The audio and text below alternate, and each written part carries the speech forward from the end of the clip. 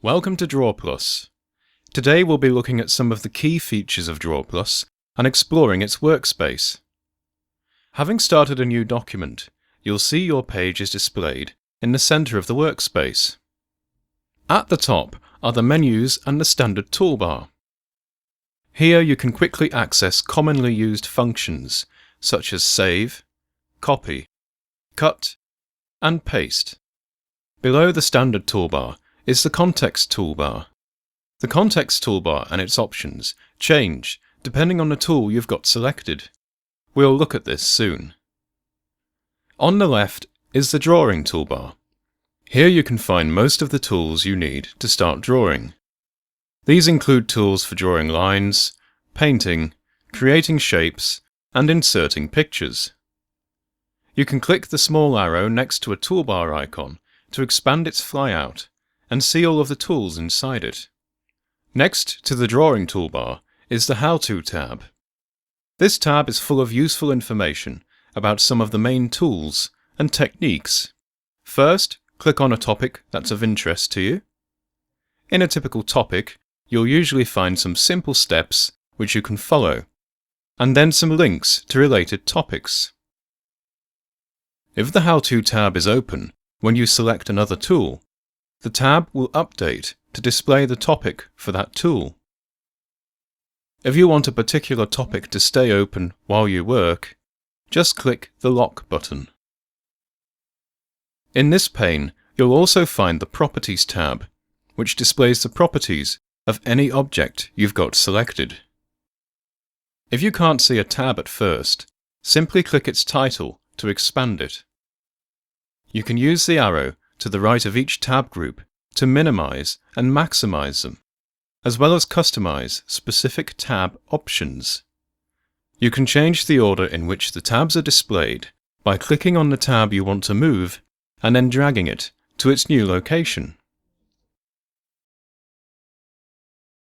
Additionally, you can drag a tab out to make it independent and move it anywhere, including onto another screen if you have a multiple monitor setup.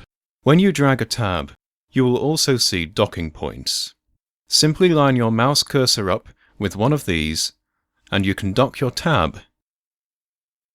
If you want to reset your workspace layout, or try another arrangement, you can select a variety of options from the Workspace drop-down on the Context toolbar. At the bottom of the workspace is the Pages tab, which displays a thumbnail gallery of all the pages in your project. If you're working on a stop frame or keyframe animation, the tab at the bottom will change to present your animation frame by frame. When working with rostrum camera presentations, this tab will become the Slides tab. See the DrawPlus help for more information. Underneath this tab is the Hint line. The Hint line displays some very useful hints and tips and shows you what page you are working on. Here you'll also find a variety of zoom tools which you can use to zoom in or out of your page. If you've got a pen tablet, you'll probably want to calibrate it to optimize pressure sensitivity and enhance your drawing experience. This is really easy to do in the Pressure Studio. To access this studio, simply click its icon on the toolbar.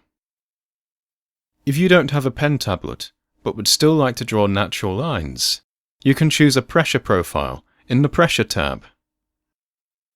Earlier in this tutorial, we looked at the Context toolbar, which changes dynamically depending on what is selected on your page. DrawPlus has some powerful features to make editing your pictures very easy.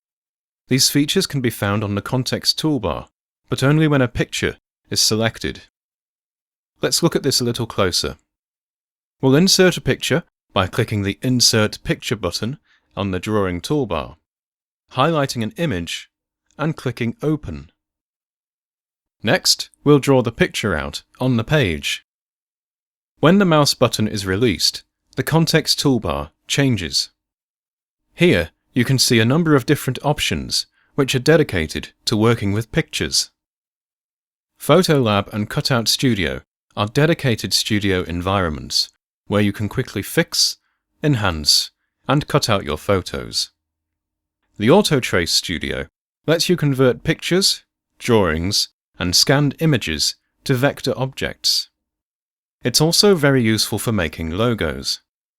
Just choose a profile to get started. This studio also has its own How-To tab, which you can refer to for further instructions.